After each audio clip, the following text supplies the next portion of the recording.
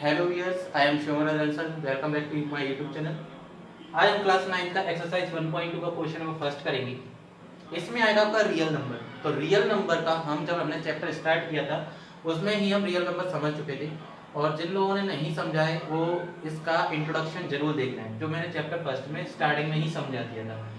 फिर भी एक बार और रिपीट कर देता हूँ कि रियल नंबर क्या होती है। रियल नंबर दो पार्ट से मिलकर बनता है आपका, एक रेशनल और एक बनता है इरेशनल। ये दोनों नंबर को मिलाकर क्या बनता है? रियल नंबर बनता है। क्लियर? तो जैसे इसमें फर्स्ट में पूछा है कि every irrational number is a real number, क्या सभी के सभी इरेशनल नंबर रियल नंबर कहलाएंगी? क्या सभी के सभी इरेशनल नंबर रियल नंबर कहलाएंगे? ऑफ कोर्स कहलाएंगे, क्योंकि इरेशनल नंबर है वो किसका पार्ट है? रियल नंबर का पार्ट है। तो सारे के सारे इरेशनल नंबर क्या कहलाएंगे? रियल नंबर कहलाएंगे। जितनी भी इरेशनल नंबर होंगे वो क्या कहलाएंगे? रियल नंबर कहलाएंगे। जितने भी इरेशनल नंबर और इरेशनल नंबर है वो सबके सब क्या कहलाएंगे? रियल नंबर कहलाएंगे। क्यों? क्योंकि जो इरेशनल नंबर है वो रियल नंबर के अंदर आते हैं और रेशनल नंबर भी रियल नंबर के अंदर आते हैं। तो इसका हम सॉल्व करके क्या लिखेंगे? फर्स्ट वाले का सॉल्व फर्स्ट कि फॉल्स, सॉरी ट्रू। क्यों? रीजन इसमें क्या लिखना है कि जस्टिफाई योर आंसर, आपका आंसर का रीजन भी लिखिए, जस्टिफिकेशन भी कीजिए उसका। True since real numbers is made up of since real number is made up of या collection of since collection of real number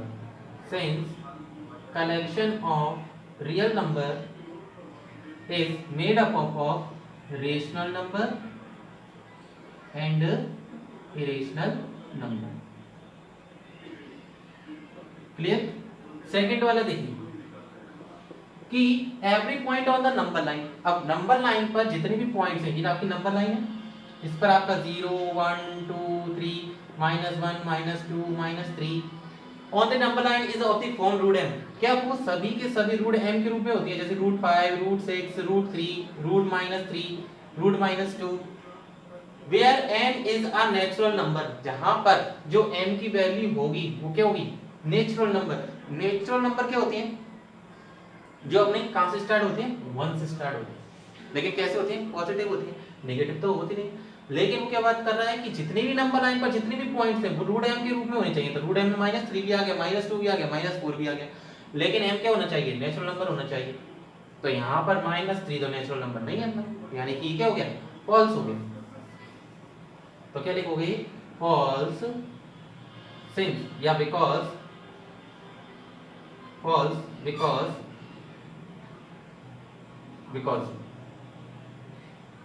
no negative number can be no square root of no negative number can be the square root of any natural number। इसकी हिंदी देख लो, गलत। क्योंकि no negative number, कोई सा भी जो negative number होगा वो किसी भी नेचुरल नंबर का क्या नहीं हो सकता? स्क्वायर रूट नहीं हो सकता। जबकि यहाँ पर क्या कह रहा है कि जितनी भी नंबर लाइन पर जो पॉइंट है वो नेचुरल नंबर होती हैं, लेकिन नेगेटिव पॉइंट्स क्या होते हैं? नेचुरल नंबर नहीं होते। Third, every real number is an irrational number. अभी जस्ट हमने फर्स्ट वाला किया था कि जो रियल नंबर होती हैं वो दो नंबर से मिलकर बनती हैं, रेशनल नंबर से भी और इरेशनल नंबर से भी। तो रियल नंबर अपने कितने टाइप्स के होते हैं? रियल नंबर में कितने टाइप की होती हैं? रेशनल होता है और एक क्या होता है आपका? इरेशनल।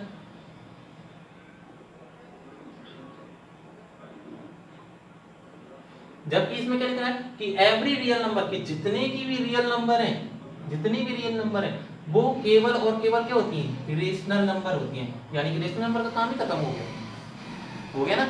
तो क्या हो जाएगा? फॉल्स या ट्रू होगा? फॉल्स होगा। False because rational number also भी रियल नंबर, क्योंकि रेशनल नंबर भी क्या होते हैं? हमारे रियल नंबर होते हैं। Clear?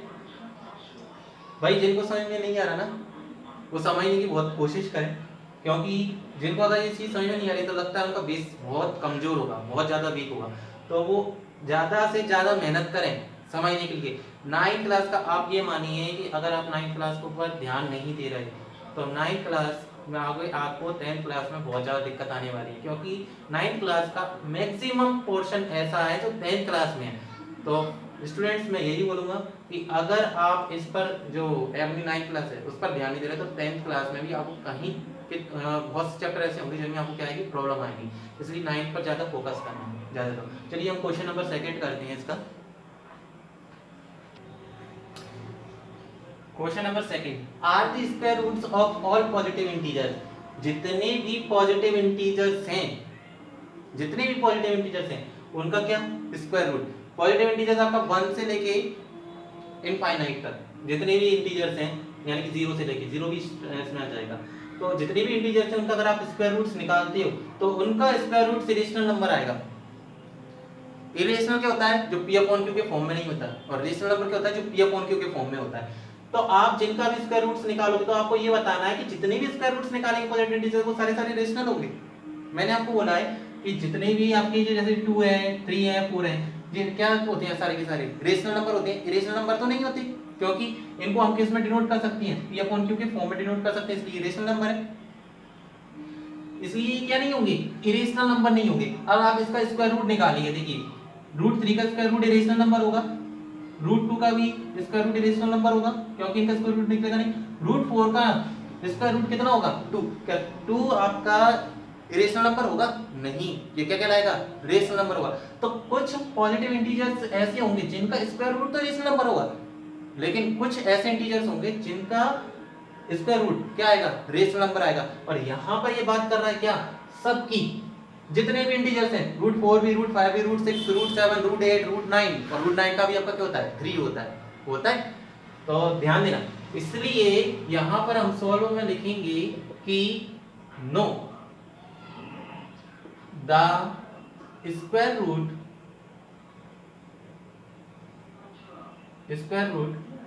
Of all positive integers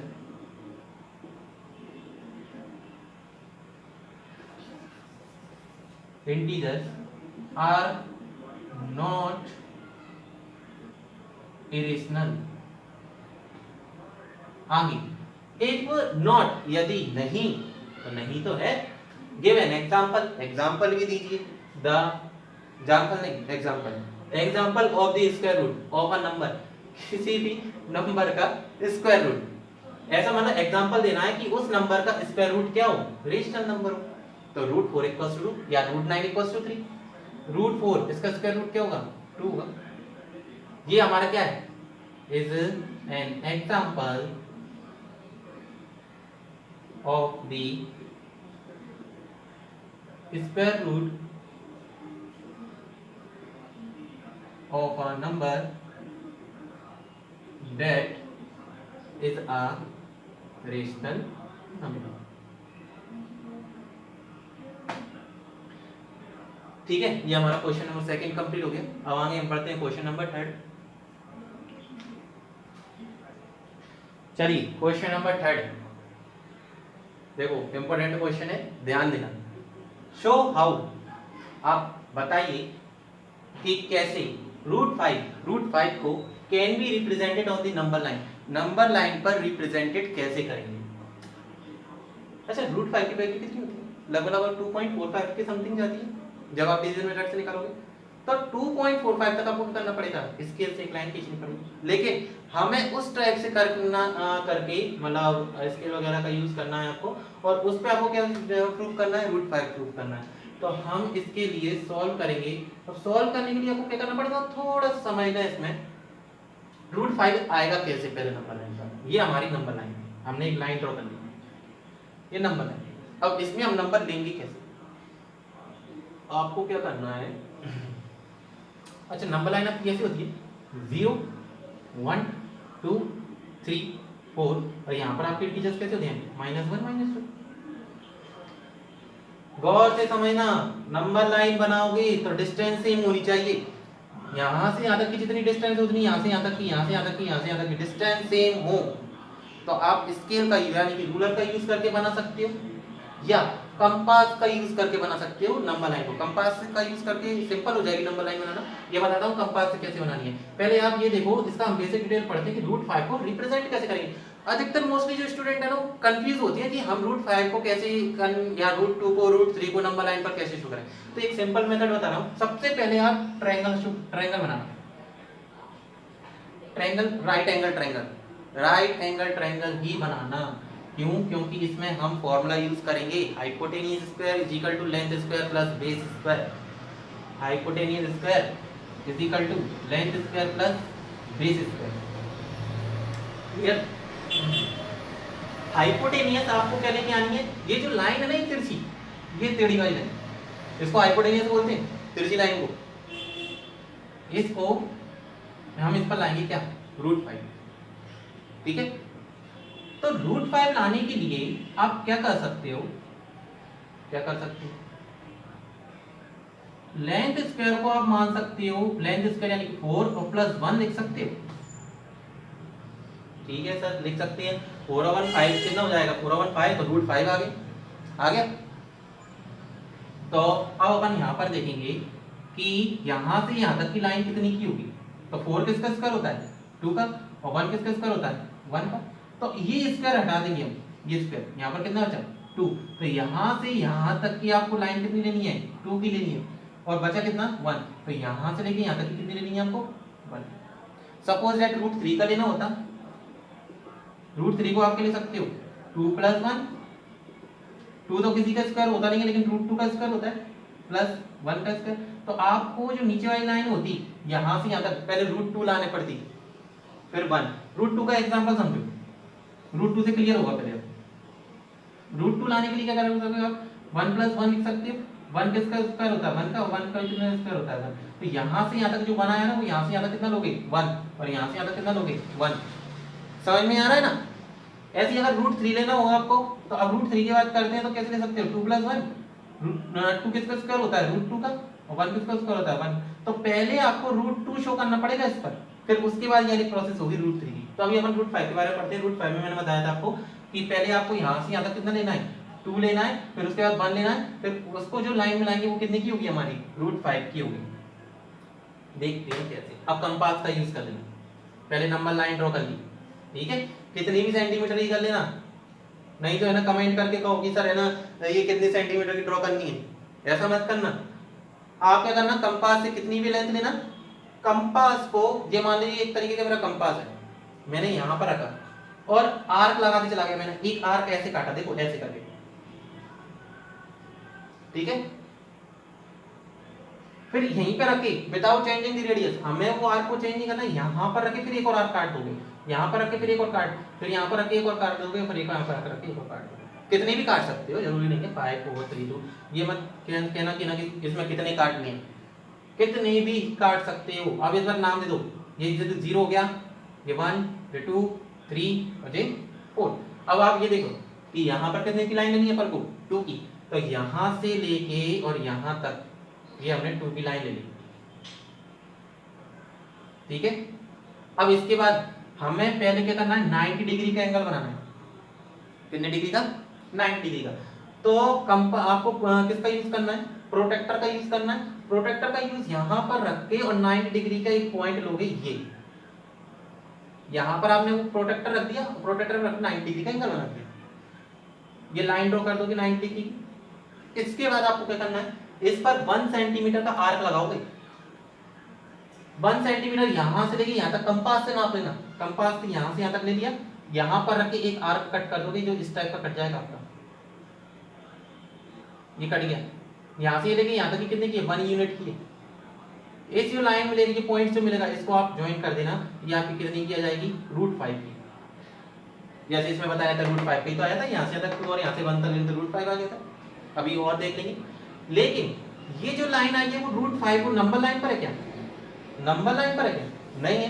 तो हम क्या करेंगे, यहाँ से लेके यहाँ तक की इक्वल लेंथ लेकर कंपास पर, कंपास को यहाँ रखोगे और यहाँ पर इसकी इक्वल लेंथ लेकर, दोबारा देखो, यहाँ से लेके यहाँ तक इक्वल लेंथ लेकर और एक आर्क कट करते जाएंगे ऐसे में, ऐसे में। समझ में आया? दोबारा देखो, ये 0 1 यहाँ से लेके यहाँ तक आपने एक आर्क कट कर दिया, यहाँ पर आके कट जाएगा इस पॉइंट पर। हम पॉइंट्स को नाम दे देते हैं, ये आपका ए हो जाएगा, ये आपका पॉइंट बी हो गया, ये आपका सी हो जाएगा, और ए सी की इक्वल लेंथ लेकर आपने आर्क कट कर दिया, ये डी हो जाएगा। तो ए से लेके डी का ये जो लेंथ होगी वो किसके इक्वल होगी? ए सी की इक्वल होगी। तो ए डी आपका कितना हो गया? √5। इसको प्रूव करने के लिए आप इसमें थोड़ी चीजें ले सकते हो। इन right angle triangle, right angle triangle A B C, ठीक है। Hypotenuse square is equal to length square plus base square. Hypotenuse आप निकाल रहे हो, यानी लाइन को आप क्या प्रूव कर रहे हो? √5 की है, तो हाइपोटेनियस आपको निकालना है, लेंथ आपकी कितनी है यहाँ से यहाँ तक 2 है, और बेस कितना है आपका 1, sorry base square plus height square, base square plus height square. तो बेस कितना है आपका 2 और हाइट कितनी है आपकी 1। हाइपोटेनियस 2 2 या 4, 1 का स्क्वायर करोगे 1, हाइपोटेनियस का इक्वल 4 और 1 कितने हो गए 5। स्क्वायर हटेगा, यहाँ पर क्या आएगा? स्क्वायर रूट, ये आ गया √5 यूनिट। यूनिट का मतलब यहाँ पर मीटर भी हो सकता है और सेंटीमीटर भी हो सकता है। और यहाँ पर लिखेंगे hence AD equals to √5। Clear? चलिए क्वेश्चन नंबर 4।